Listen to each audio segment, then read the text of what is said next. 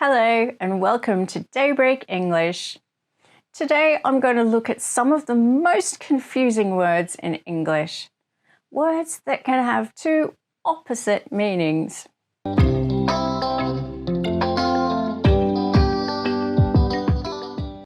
Hi, I'm Dawn. How are you today?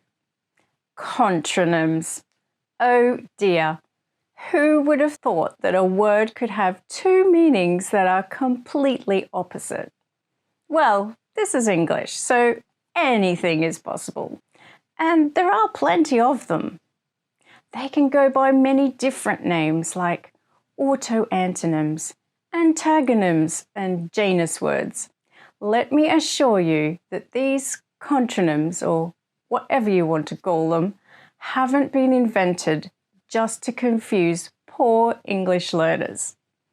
This is simply something that happens over a long period of time as different words from other languages are introduced, or people just misunderstand the meaning and use it wrongly.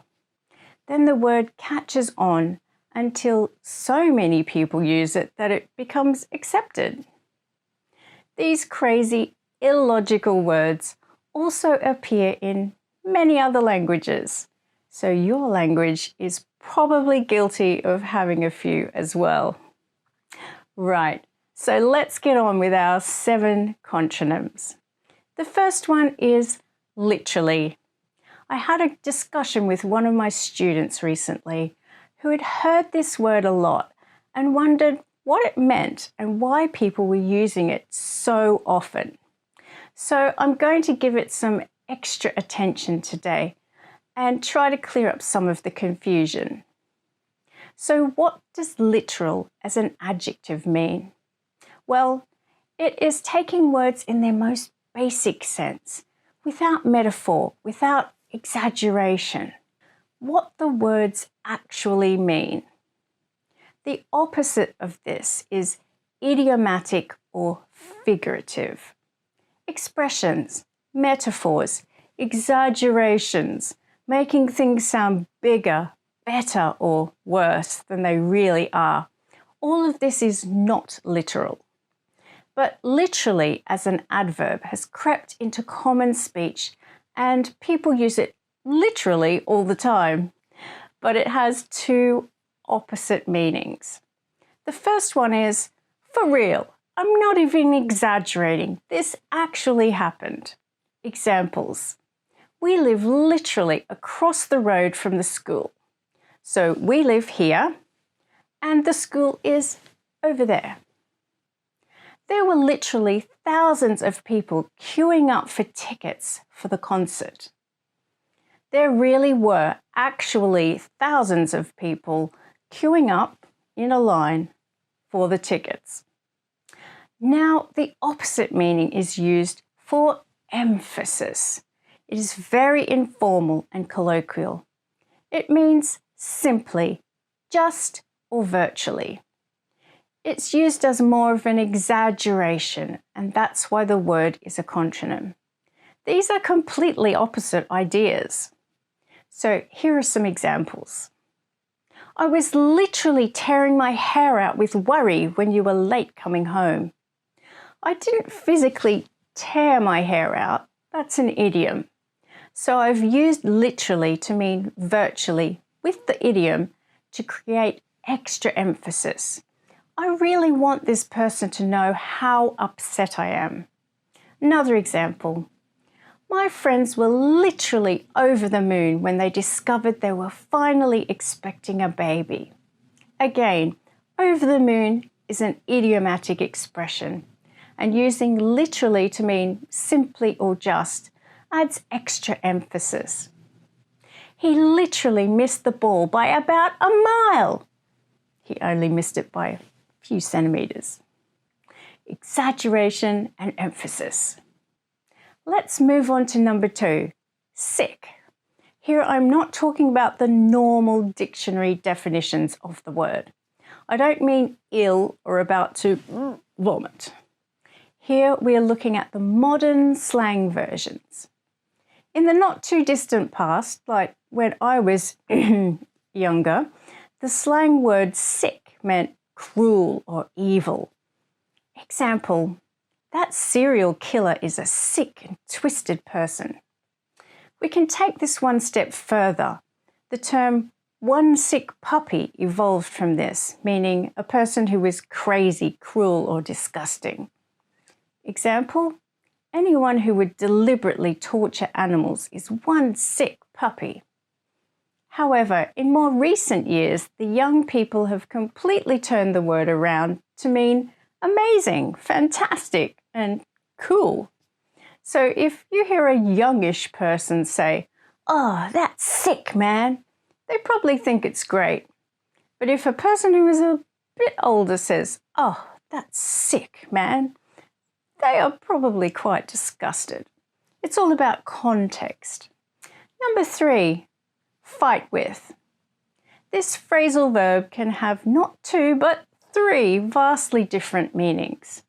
To argue against, for fight alongside, or to use as a weapon.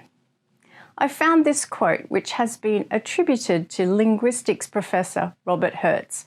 I'm sorry, but I can't find the original quote to verify this, so I'm not sure if that's true.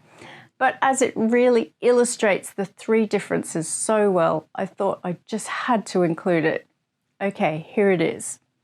He fought with his mother-in-law could mean they argued, they served together in the war, or he used the old battle axe as a weapon. I love it. That's brilliant. Old battle axe. Classic pun.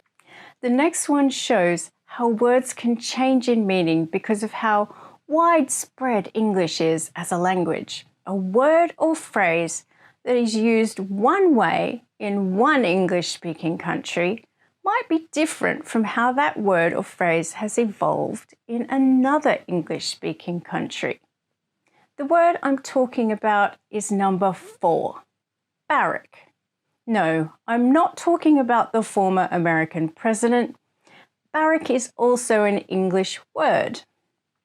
In Australia, where I come from, to barrack means to loudly give support and encouragement. It's a very positive thing. It's the same thing as cheering. Yay! We barrack for our favourite sporting team. Yay! Go team!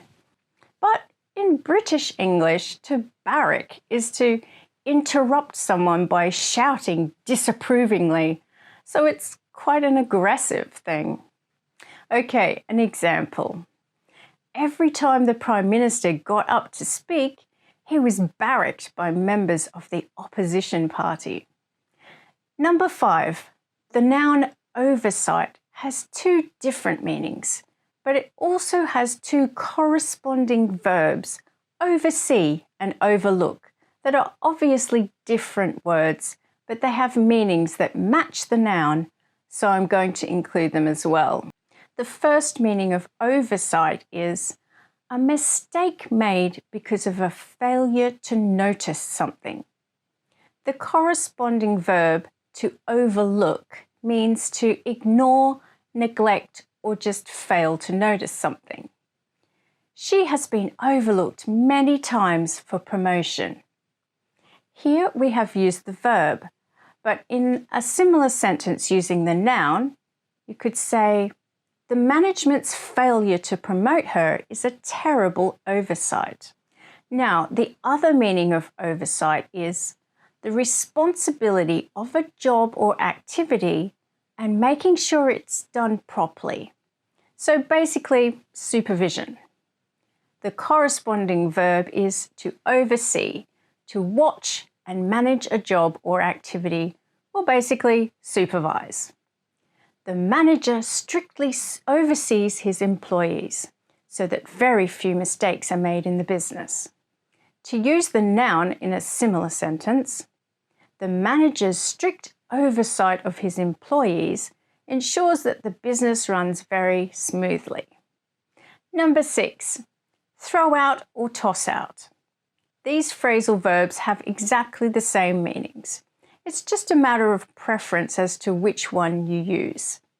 I think toss out is more commonly used in North America and throw out is more British, but they are both widely understood. You probably already know that to throw out or toss out means to dispose of, like put in the rubbish bin. Examples: this food is mouldy. We need to throw it out. Why don't you toss out those old newspapers? But the less well-known opposite meaning is to present for consideration. We often use this when we are talking about brainstorming ideas. Why don't we throw out a few ideas and see if we can find a solution? She tossed out a few ideas about improving the company's website. Which brings us to number 7, rollicking. This can be an adjective or a noun. Rollicking as an adjective means happy, energetic, and often noisy. This is often used to describe a particularly lively comedy show, movie, book, or even a song. The play was a rollicking comedy about love and life. The informal or slang noun, rollicking, in British English has a completely different tone. To give someone a rollicking means to tell them off. So tell them angrily that they've done something wrong. I got a rollicking from my boss for being late. Now it's your turn.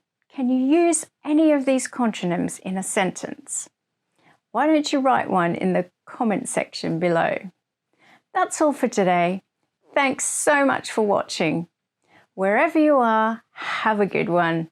See you next time. Bye. Thanks for watching. If you found this video helpful, please leave a like. Remember to subscribe and click on the notification bell. Let me know in the comments what kinds of videos you'd like to see in the future. See you again soon.